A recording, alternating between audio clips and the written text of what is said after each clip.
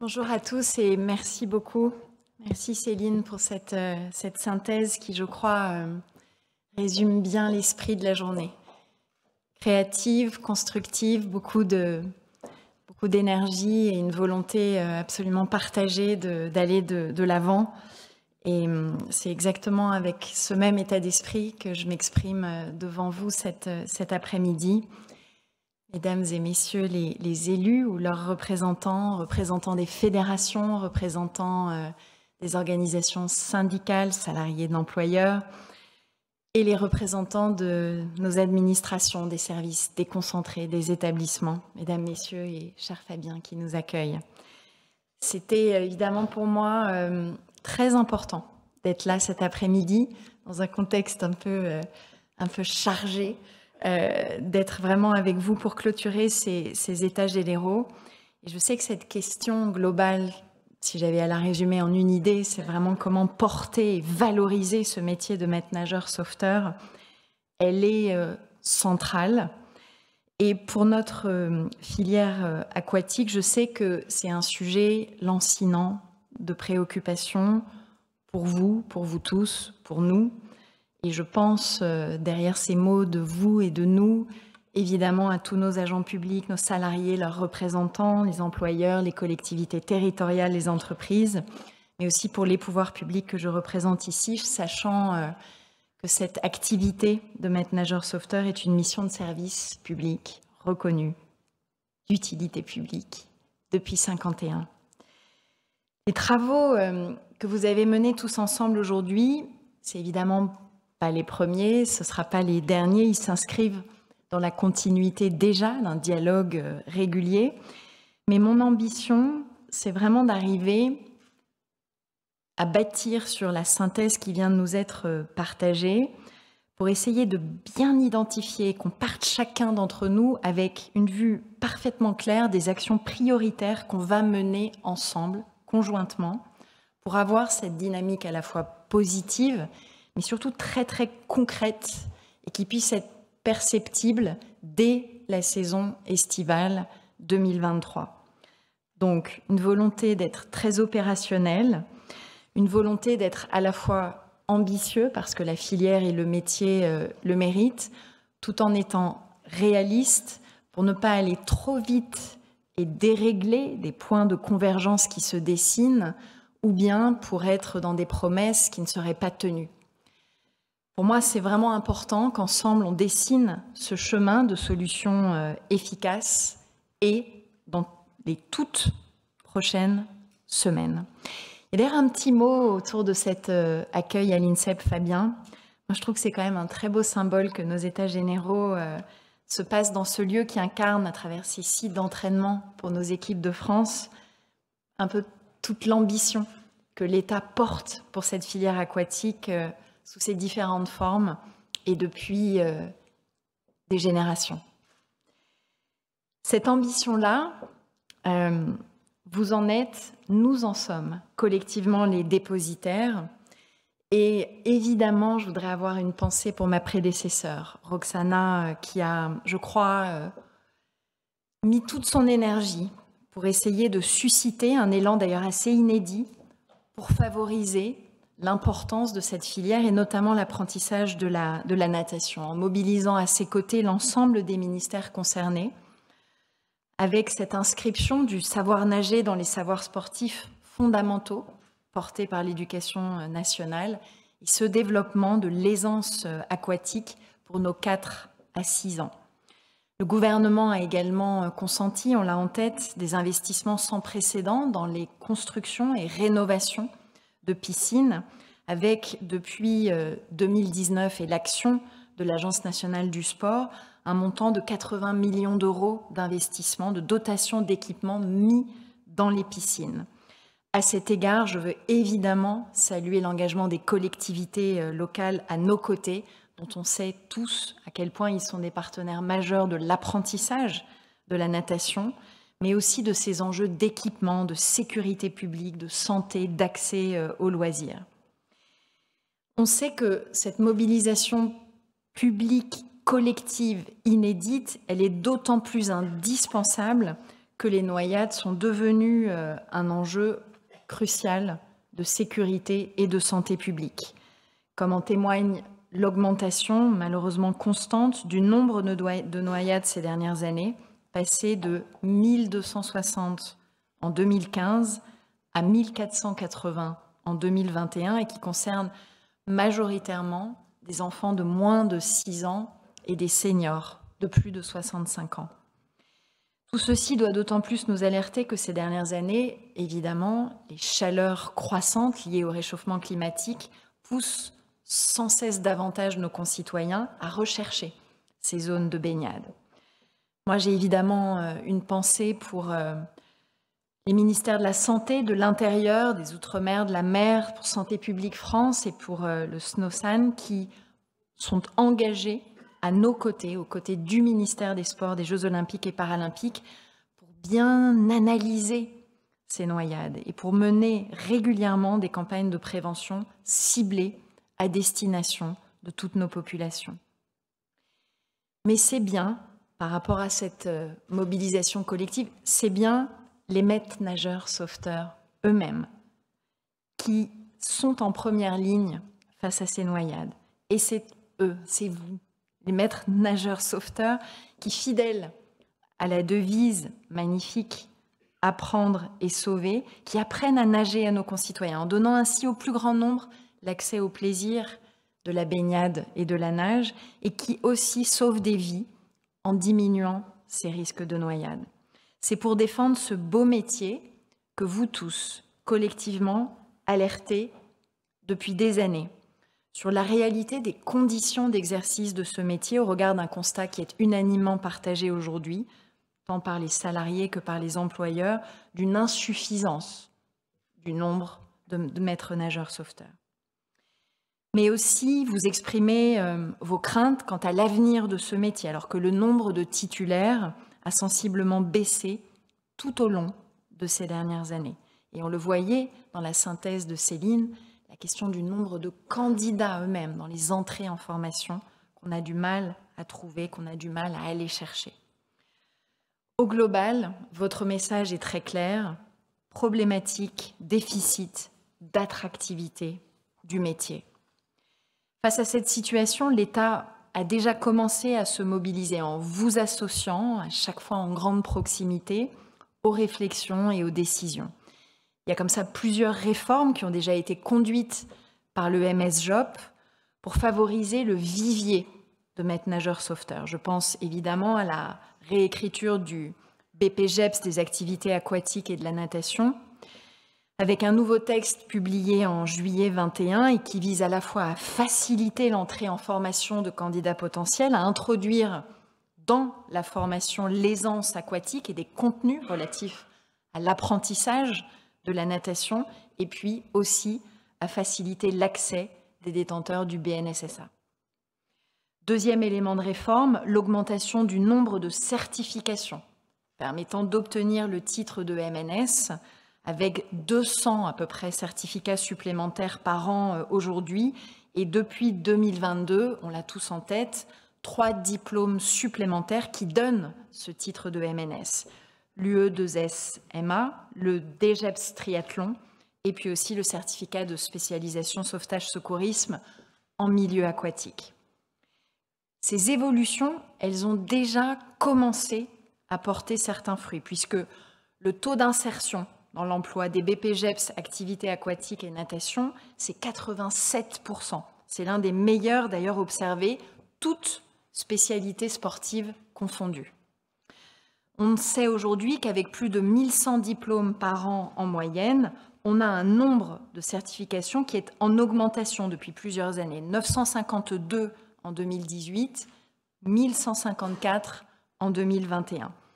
Et la troisième bonne nouvelle, c'est que les coûts de formation peuvent être aujourd'hui largement pris en charge via un OPCO avec le compte personnel de formation pour une reconversion et grâce aussi au contrat de professionnalisation, grâce au contrat d'apprentissage, grâce au conventionnement avec Pôle emploi et grâce au financement de conseils régionaux de la politique de la ville. Malgré ces avancées, On est encore face à ce problème d'insuffisance du nombre de MNS et on sait que notre problématique de manque d'attractivité du métier persiste. Si on se réfère à l'enquête qui a été menée en février 2022 par un consortium d'associations et d'organisations professionnelles que je voudrais vraiment saluer ici, évidemment l'ANDES, Asportal, Andis, le Cosmos, Vermarine, l'USC, SNELAC, Sport et Territoire, global, 75% des 470 répondants ont exprimé des difficultés de recrutement. Difficultés qui s'expriment tant pour des postes de permanents que pour des postes de vacataires, que pour des postes saisonniers. En outre, on a plus d'un tiers des exploitants interrogés qui soulignent des difficultés à fidéliser. Quand ils arrivent à recruter, c'est compliqué de fidéliser les MNS à leur poste, avec différentes raisons, problématiques salariales qui ont été évoquées par Céline, la précarité de l'emploi, les difficultés de titularisation parfois dans la fonction publique territoriale, et puis les horaires parfois difficiles parce que notamment décalés. Par ailleurs, si le recours au titulaire du BNSSA peut assurer sur dérogation du préfet la surveillance en autonomie pendant 4 mois par an des baignades d'accès payant, le bilan n'est pas super satisfaisant puisque d'après la même enquête, on a 10% des postes de surveillance saisonniers qui sont restés vacants au cours de l'été 21. Là aussi, quelles sont les raisons invoquées? Manque de personnel diplômé, des procédures jugées longues, compliquées, de demandes de dérogation. Alors évidemment, cette insuffisance de main-d'œuvre, elle n'est pas sans conséquences sur l'apprentissage de la natation pour tous et le plus tôt possible, sur le niveau des risques de noyade, sur les fermetures des piscines dans un contexte économique qui est déjà difficile du fait de la hausse des coûts de l'énergie. Et puis, in fine, sur les interdictions de baignade, notamment en plein été, qui contribuent à creuser les inégalités territoriales avec des zones un peu plus affectées que d'autres et qui ont des réelles difficultés à recruter cette main-d'œuvre qualifiée. Le diagnostic, il est clair, et ce qui nous réunit aujourd'hui, c'est la volonté tous ensemble d'avoir des solutions, d'agir et d'agir vite, parce que votre message est parfaitement clair. Il y a urgence et le temps presse. Alors moi, je veux porter cette volonté que tous ensemble, on crante des avancées qui vont permettre de faire bouger les lignes, pas dans 2 ans, pas après les Jeux Olympiques, pas pour l'héritage, dès cette saison estivale. Et dès Pâques, en fait, pour être précis, puisque ce sera, Pâques, le moment des premiers recrutements. Alors dans ce cadre, je voudrais vraiment saluer la posture super constructive de presque tout le monde autour de ce dossier depuis le départ de nos travaux à la mi-octobre, lorsqu'on avait organisé l'organisation de ces États généraux. Je voudrais aussi saluer vos nombreuses contributions restituées en novembre dernier, dont j'ai pris connaissance avec beaucoup d'intérêt dans ce document, cette compilation qui est parfaite, parfaitement claire, articulée et qui dit tout. La participation de chacun d'entre vous aux différents temps de concertation qui se sont tenus sous l'égide de la direction des sports, avec un mot que je voudrais avoir pour Pierre Olivier, qui en a été la cheville ouvrière de ces concertations. Et puis les échanges nourris avec mon cabinet Gladys est là depuis ce matin et qui ont permis de finaliser la préparation de ce rendez-vous important. Alors, toute cette mobilisation, on l'a vu à travers la synthèse de Céline, elle a déjà permis de poser de manière exhaustive et parfaitement claire les bons diagnostics. Et déjà d'identifier des propositions, même si, parfois certaines, entrent au moins en partie un petit peu en conflit, qui nous imposera, et mon message doit être clair là-dessus et sincère, parfois de reprioriser les éléments que nous voulons porter. Mais en tout cas, cette volonté partagée d'atterrir sur des axes prioritaires, sur un plan d'action précis, granulaire, et dont le déploiement va commencer dès lundi. On va souffler un peu ce soir, prendre une respiration ce week-end, regarder le match du 15 de France et lundi, on sera d'attaque pour que ce plan d'action puisse démarrer. Sur le diagnostic, moi j'ai entendu l'appel de la profession qui demande l'amélioration rapide et concrète des conditions de travail, avec une meilleure reconnaissance, qui pour moi a beaucoup de valeur, de l'acte d'enseignement, et en intégrant des temps de préparation nécessaires au face-à-face pédagogique, en adaptant le concours ETAPS et en valorisant aussi les missions de tutorat, enseignement et transmission. J'ai entendu aussi vos revendications salariales, celles de la prise en compte des temps de surveillance et les recommandations concernant le recours au BNSSA en favorisant des parcours de formation de leurs titulaires et en préservant notre métier de MNS. Par voie de conséquence, en favorisant l'apprentissage de la natation qui doit rester et qui l'est pour chacun d'entre nous une priorité. Notre plan d'action. Pour moi, 4 volets. D'abord, la réglementation. Ensuite, la formation. Après, les conditions de travail. Et en dernier lieu, la valorisation du métier. Un petit mot sur chacun de ces 4 piliers avant de conclure.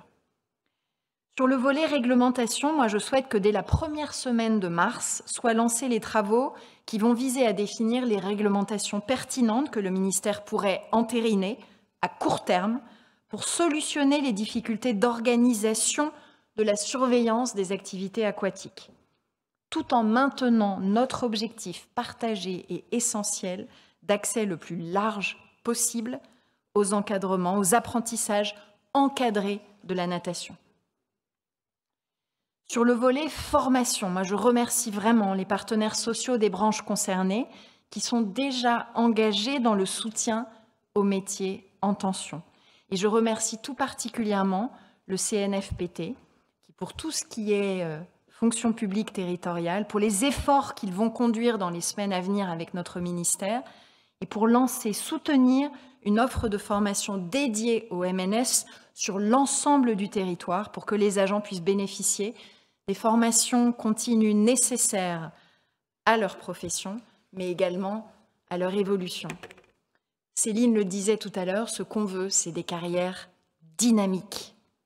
Cette préoccupation pour les agents de l'État au ministère des Sports, je l'ai aussi à travers un dispositif comme l'école des cadres. Donc, croyez-moi, cet enjeu pour la fonction publique territoriale, il est au sommet de nos priorités. Et j'en profite pour annoncer la signature prochaine d'une convention entre mon ministère et le CNFPT, qui en a pris l'initiative, là aussi, je l'en remercie, et qui va nous permettre de mettre en place ce programme de formation ambitieux pour nos agents et de travailler sur un catalogue précis, nourri, riche de formation, ainsi que sur le financement de l'apprentissage que j'évoquais tout à l'heure.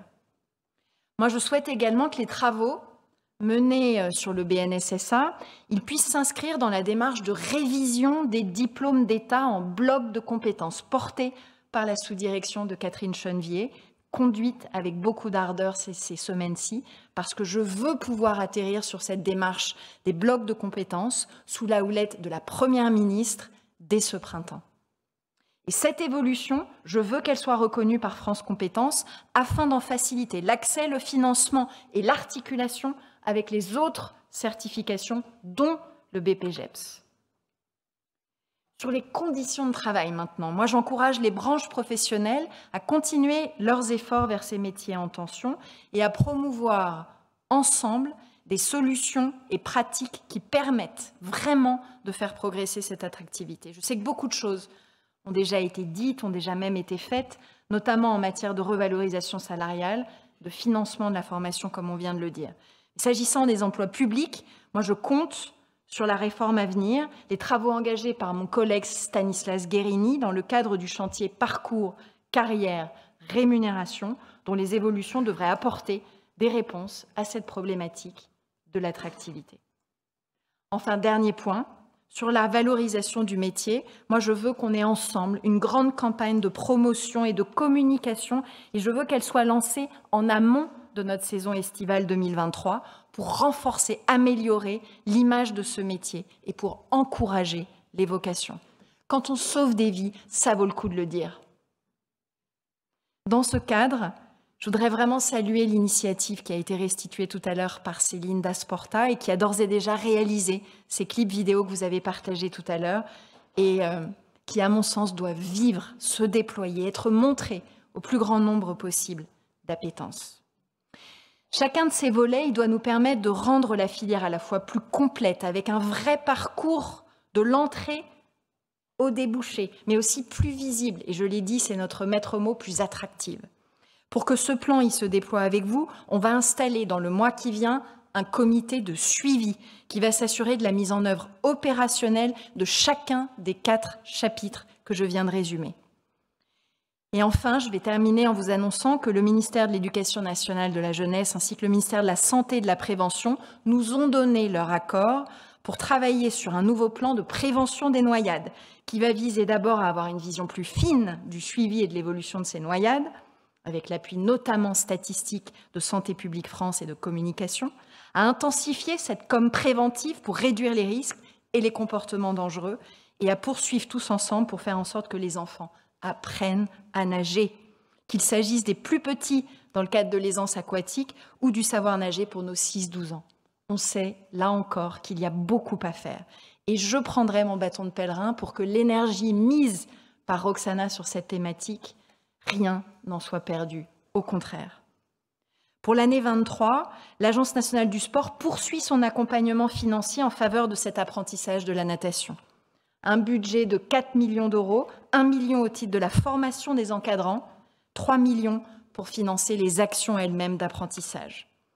Tout ce qui est soutien à la rénovation des piscines, au-delà des investissements de l'ANS, j'ai personnellement mobilisé, sollicité Christophe Béchu, mon collègue, pour qu'il y ait une mobilisation possible du fonds vert, dont vous savez qu'il est aujourd'hui doté de 2 milliards d'euros et qui doit pouvoir absolument accompagner le mouvement de rénovation thermique de nos piscines.